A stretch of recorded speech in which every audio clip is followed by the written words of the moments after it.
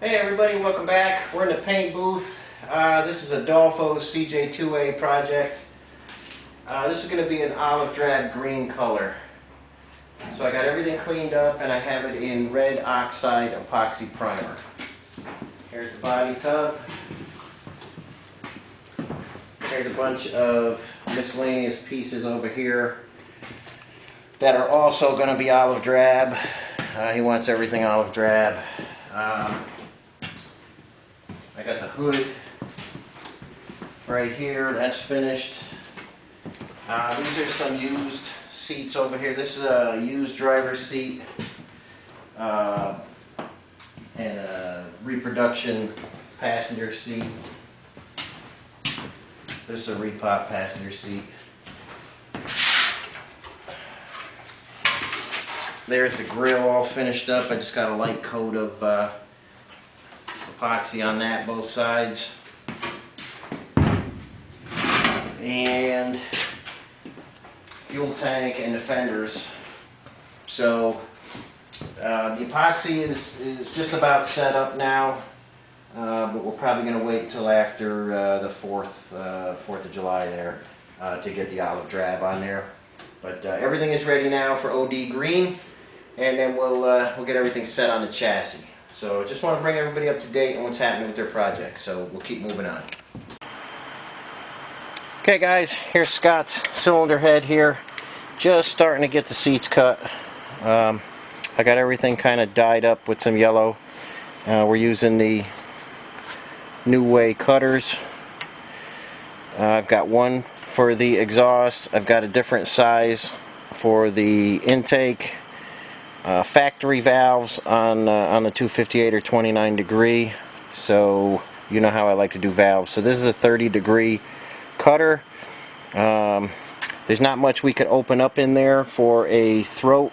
It's a squared off throat, so we're not going to do like a 60 and then a 30 and then a 15 or something. We're just going to go straight in with the 30.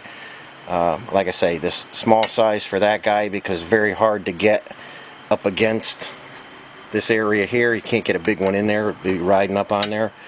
So that one fits in there. That guy fits in there. And I've got new valves. The other ones were kind of crusty and stuff, but I got some new valves. Intake and exhaust. I got some new keepers. We'll get some valve seals on there. I got new springs. I'm getting parts in. I've got parts to get this motor going. I've got a milling. I like to use milling stuff. You could just see the quality of their gears. This is the time and chain kit. So don't worry, Scott. Putting the best components I can in this engine for you, and we both know how good milling stuff is. So using milling where I can, and I got a Felpro gasket kit for you. So we're just using the best stuff we can. So this will be a lifetime engine for you. So just starting to work on the valves, and then once they're done, I'll take it off here, and there's more AMC stuff to go on here, but I want to get Scott finished up. Okay guys, here's that NV 4500. I didn't get too much response on anybody wanting to see how this got rebuilt, so I didn't take the time to do it. But I did on this one change out the main shaft. See, in the original it was just splined right there, and on the new one it's got full splines here. And this one did have the 5th gear back off on it, so I'm putting a different nut on there, and 5th gear and stuff will go on there, and then there'll be a collar in there and a special nut with a pinch and stuff. But like I say, I guess there's plenty of NV 4500s out there, so I didn't get a single response on anybody wanting to see my tips and tricks of the trade for this. So it's back together and just waiting on one bearing for that, and then the whole thing will be back together and back in the Dodge Cummins pickup. So not my favorite transmission, but still a pretty sturdy one, I guess. So we're putting the finishing touches on this one as soon as we get the bearing. This will be finished up and, like I say, back in the truck. Okay guys, quick update on the 3B frame. The spring hangers, everything is welded in like I think I showed that last time. Now I'm using CJ5 springs on this 3B. Just the length is a little bigger and I want to use those. But now CJ5 spring hanger here is different and takes just a small 7/16 bolt. And I have decided to use the threaded shackles, and a CJ5 would have the shackles plate on each side.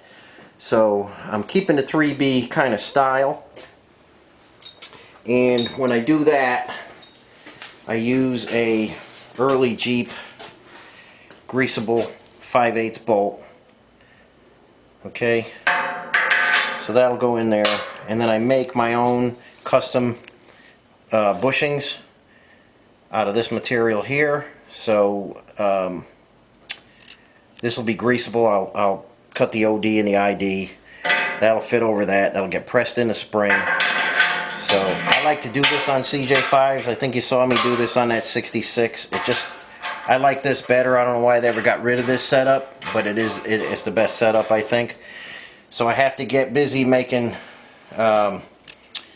bushings for all the springs. They're kind of laying on the floor over here. Those are those heavy-duty springs I showed you last time, and so there'll be one bushing in the end of each of those, and the threaded shackles front and rear. It's just the way I like to set up chassis. Obviously you guys can do it any way you like, but that's just the way I like it. I did get a new manual steering box that's made by Lair's. I like their steering boxes, power and manual. I don't like power steering on any Jeep. I always switch them out to manual steering. I like to be connected to the road a little better. So I'll try and get that fit in and get the winch figured out, and eventually get the front of these rails cut to the right dimension. But I want to see where the steering box is going to wind up once I get the axles in. So more on this coming up. I just want to bring you up to date on it, and trying to get everybody's project shown so we can you can see what's happening with everybody's stuff. Okay, we're over here at Travis's engine. Your timing gears are in, new, cranks in. I cleaned your oil pickup screen and everything. End plate is set, pulleys on, covers on, front plates on, everything is ready to go. Valves are going to go in next. Cam is in. Valves are going to go in next, and then pistons, and then we'll be wrapping this up. Okay, now here's Lou. Both of these guys are M38 engines. Same thing, I had your screen apart, cleaned all the junk out of that. Cranks in, new timing gears, new old stock cam that you supplied, front covers on. So both of these guys I should be wrapping up pretty quickly. Just got to put the valves in and the pistons and do final assembly. So we're moving along on both of these, just trying to keep everybody in the loop. There is a lot going on in the shop right now, between chicken season, cows, you name it, transmissions, engines, axles. It's been a crazy summer, so trying to get everybody finished up, and like I say, I'm just a one-man shop, so I get as much done as I possibly can get done every day, and I'm closing in on these two next. Okay guys, here's one of our beef cows. These guys are going to probably go through the summer and the fall and stuff. They're starting to gain weight pretty good now. I think you see these guys getting chubbier. He's probably, I don't know, I'd say maybe around 1,400 pounds right now. And let's go see if we can find his buddy over here. Okay, there's his mate, Sleeping Beauty there. He's, I believe, a little bit older than the other guy. And these guys are just enjoying the lazy summers. Let's go see what the chickens are up to. Okay guys, here's the chicken house. I got the Rhode Island Reds. Those are my egg layers. The other guys are the Cornish hens there. Well, we got males and females, but the Cornish cross broilers.